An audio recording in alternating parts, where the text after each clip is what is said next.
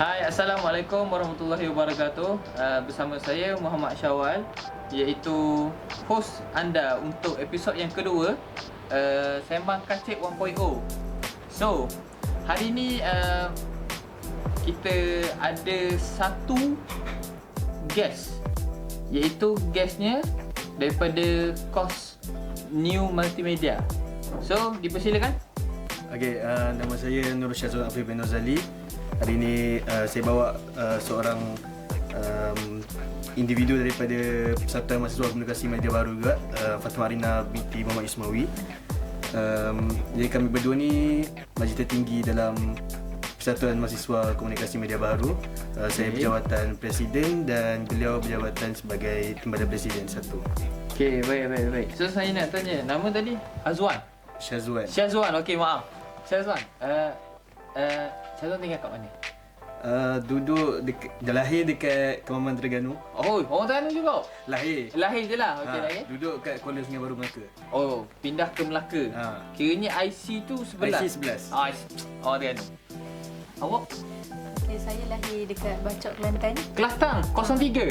Ya. Okey, baik. Tapi menetap dekat Negeri Sembilan. Oh, duduk Negeri Sembilan.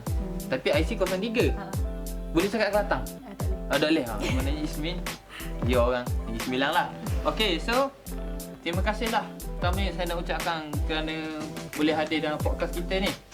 So, saya ada satu soalan lah. Kita ada beberapa soalan, tapi untuk soalan pertama lah kiranya untuk kedua-dua panel kita ini. So, soalan pertamanya, dah tengok IGPF ke tu? Confirm ada. Confirm dah tengok? Confirm. Memang confirm Ni awak dah confirm, okey. So, soalan pertamanya, dah tengok tagline dia. Ada disebut, bila penat pulang, sudah bersedia terus berjuang. Okey, so pandangan dua orang ni lah. So, apa pandangan Syazwan dengan ni, Timbalan ni, rasa-rasa apa quote tu nak katakan? Apa sentimental yang ada dekat ayat tu? Silakan. Okay, kalau dari segi sentimental ni lah kan, disebabkan saya sendiri yang buat quote tu. Oh, ya ke? Oh, betul lah. Okey. Kita tengok ayat pertama tu lah kan, bila penat pulang kan. Dia nak menunjukkan yang kita ni, majoriti kita kan sekarang dah tahun 3. Okey. Dia makin tinggi kita punya tahun ni, makin susah kita punya assignment, makin banyak kita jumpa benda-benda yang kita tak biasa jumpa. Jadi nak kata kat situ, kalau kita tak bersedia nak hadap benda-benda ni, kita pulang. Pulang tu pulang kat apa? Kita boleh pulang kat keluarga, pulang dekat hobi kita. Ikut perspektif sendiri lah. Okay, faham. Okay, ayat kedua lah, bersedia terus berjuang tu. Maksudnya kita nak rehat juga. Tapi kalau rehat lama-lama, kerja tak jalan, tak boleh juga. So maknanya inilah macam penat kita rehat. And then bila kita dah ready, kita sambung balik perjuangan kita. Itulah. So pandangan awak boleh macam mana? Sebab tagline dia kan sebenarnya. Tapi saya tengok juga macam nak tahu jugalah apa maksud dia punya tagline tu. Tapi kalau ikut pemahaman saya, bila penat pulang dari fahaman saya bukan maksudnya kita macam stop, kiranya kita berhenti sekejap. Rehat lah.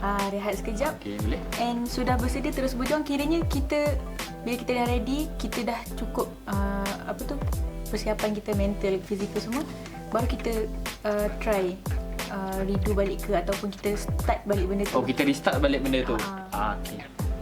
Okay. So, tu soalan yang pertama lah kita tanyakan untuk panel kita. So, soalan yang kedua. Saya budak Meskom. Awak budak New Multimedia. Kita singkatkannya Newmed lah. Okey, Newmed So, apa perbezaan antara Meskom, ni pandangan Syazwan lah.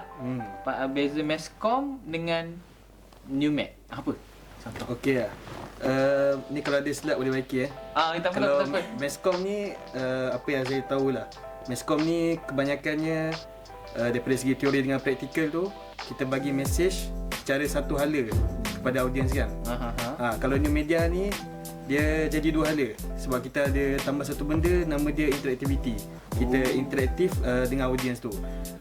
Contohlah, macam kalau Meskom, kebanyakannya kita fokus dekat traditional media kan. Macam TV, radio, surat khabar kan. Kalau macam new media ni kita banyak fokuskan dekat pembangunan website-website yang ada interaktiviti, social media. Termasuk game jugalah. Sekarang ni Newmate apa yang sedang berlangsung? Ni ada program yang dah lepas lah. Yang dah lepas. Yang paling baru ni pasal animation lah. Animation. Animation ni walaupun kami tak belajar mendalam lah untuk satu sem saja kan. Tapi adalah sedikit sebanyak kita orang belajar basic untuk 2D animation dengan 3D animation.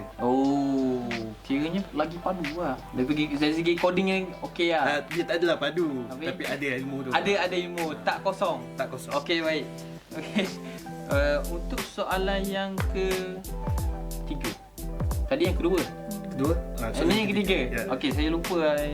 Okey, soalan yang ketiga. Kejap Apa yang projek ataupun assignment lah yang menggambarkan realiti industri Newmate? Contoh. Apa pandangan Syazwan ni?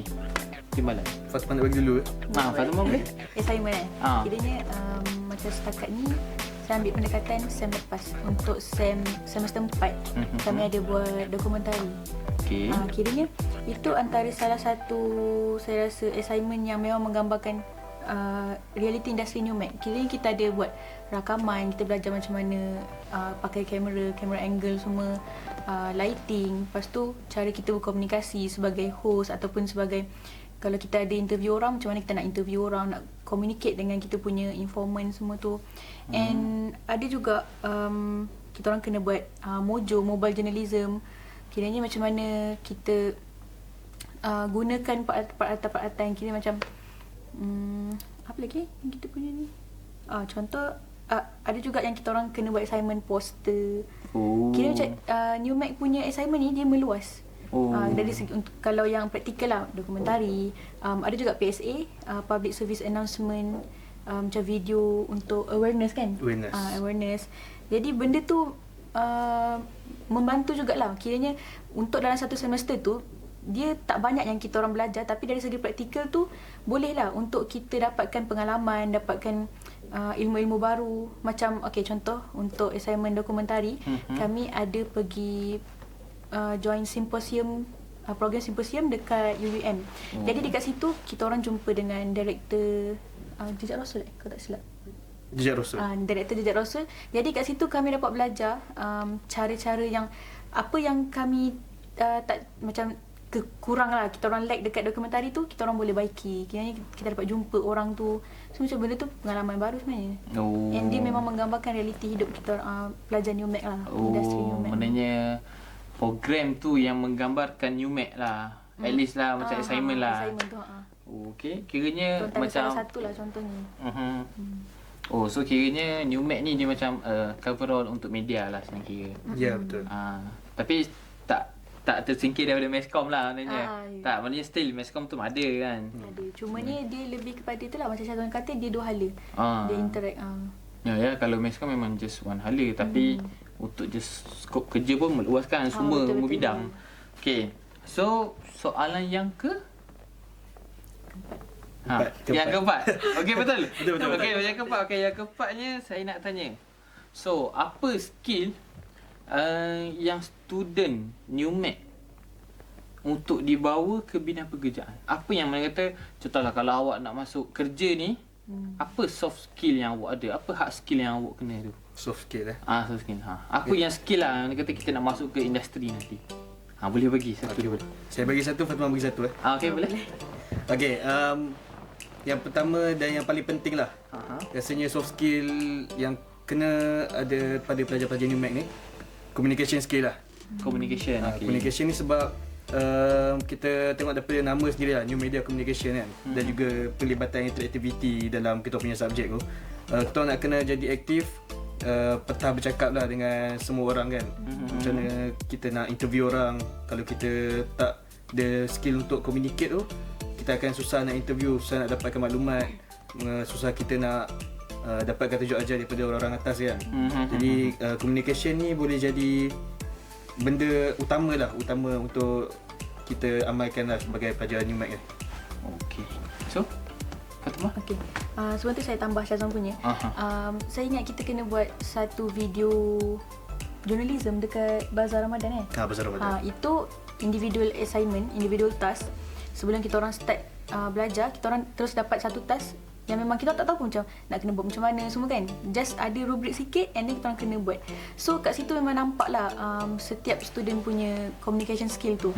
Cuma sebab kita orang memang tak ada skrip. Memang betul dia macam On direct lah. On direct. Sekiranya on je kamera tu cakap okay kami berada di ni bla bla bla. Okay, so itu saya tambah. And pada saya soft skill yang kena ada juga teamwork.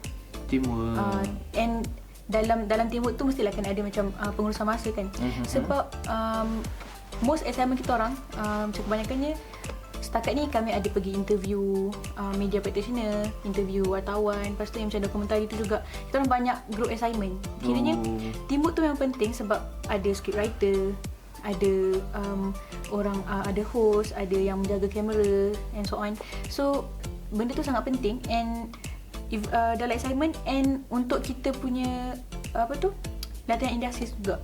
Sebab nanti kita keluar, kita akan bekerja dengan ramai orang. So benda tu penting lah bagi saya. Teamwork. So Hazwan kata communication lah. Communication and teamwork.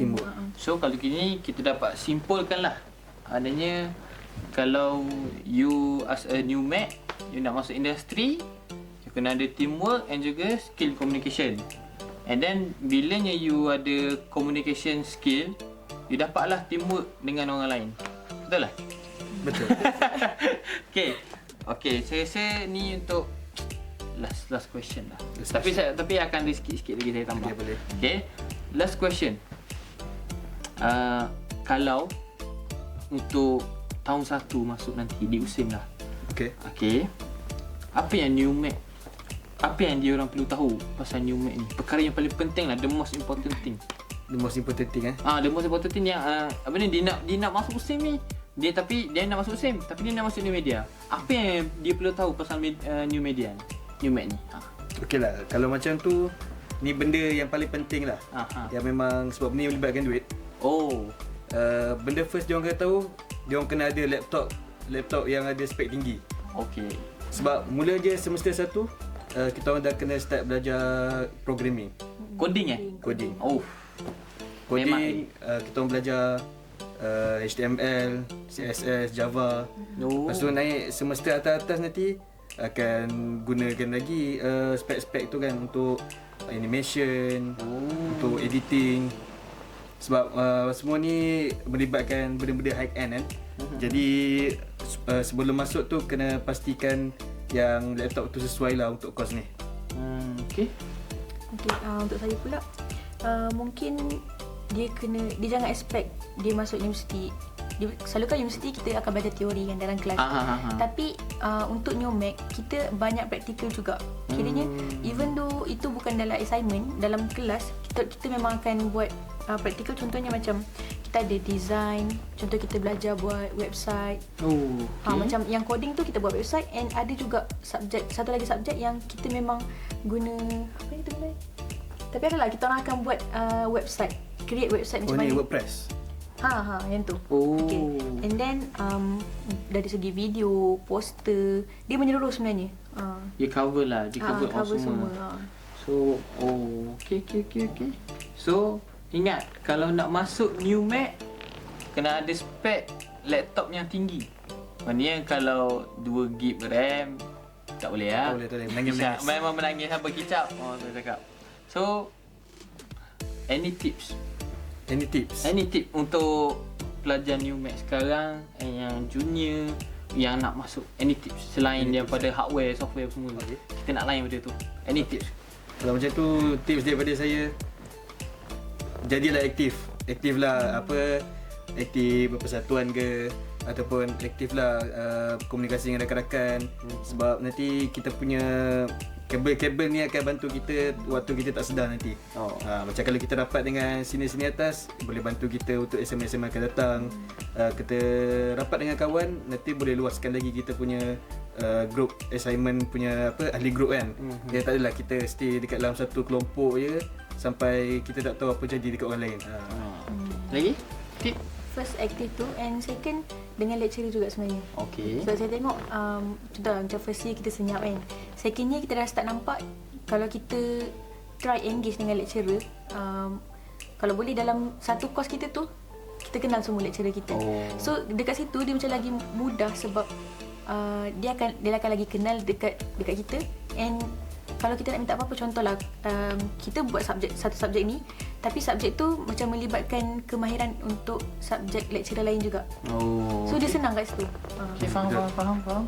So itulah tipsnya untuk pada rakan-rakan UMax yang sedang berjuang menghabiskan assignment dan mengejar deadline untuk week 14 ni. So saya rasa sampai itu saja. So saya nak mengucapkan ribuan terima kasihlah kepada Syazwan dan juga Fatimah sebab memberikan perkongsian yang sangat orang cakap apa ni, yang berilmu orang kata, dan juga bernilai. Dia ada value dekat situ. So saya rasa itu saja untuk podcast kali ini. So berjumpa kita di episod seterusnya. Itu saja untuk kali ini. Assalamualaikum. Audio Jungle.